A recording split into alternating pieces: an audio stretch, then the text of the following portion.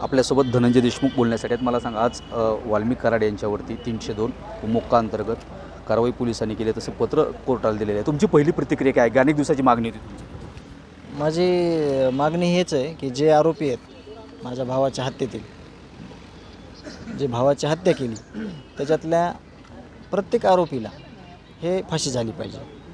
मी त्या मागणीवर पहिल्यापासून आहे आणि आत्ताही तीच मागणी आणि ते पोलीस किंवा यंत्रणा ते काम करत आहे. तुम्ही काल याच्यासाठी, या मागणीसाठी देखील आंदोलन केलं होतं, पुन्हा यासाठी तुमची आज भेट घेतलेली. तुम्ही एकूण या मागणीनंतर आता जो दाखल झाला त्याच्यावरती समाधानी आहात का पोलीस तपासावरती?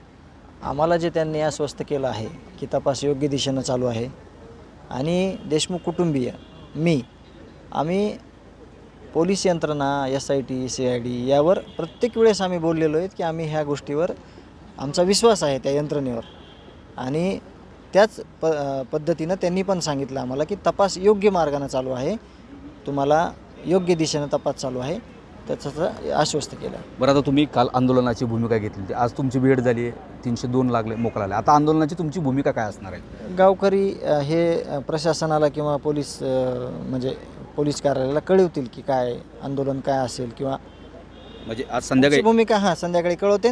पण आता म्हणजे आज जे आंदोलन होतं ते आजच्या पुरतं स्थगित केलं, तर आता 144 कलम पण लागलेलं आहे. त्यामुळे आंदोलन स्थगित राहील. म्हणून आम्हाला ते विचारपूर्वक करावं लागेल, कारण कायदा व सुव्यवस्था याला कुठं बाधा झाली नाही पाहिजे. तुम्ही तपासणीसाठी काही तपास अधिकाऱ्याकडे काही पत्र देऊन मागणी केली, नेमकी कशाची मागणी केली काय? फक्त आम्हाला कळवण्यात यावं काय चालू होते, बाकी दुसरं काय. शेवटचाच प्रश्न आहे, सगळ्या याच्यावरती आता तुमची चर्चा झाली आहे, डिस्कस झालं आहे, समाधानी सगळ्या विषयात तपास सुरळीत चालू आहे असं वाटतं? तपास कंप्लीट झाल्याशिवाय आपण ही प्रतिक्रिया देणं म्हणजे आता तपास काय होतं आहे अजून, म्हणजे काय पुरावे सापडतात, अजून काय ह्याच्यात होतं आहे, त्याशिवाय आपण असं म्हणू शकत नाही.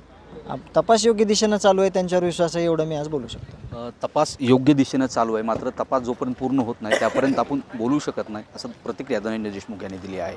सागर जाधवसह बालाजी निरफळ, न्यूज 8 लोकमत, केज, बीड.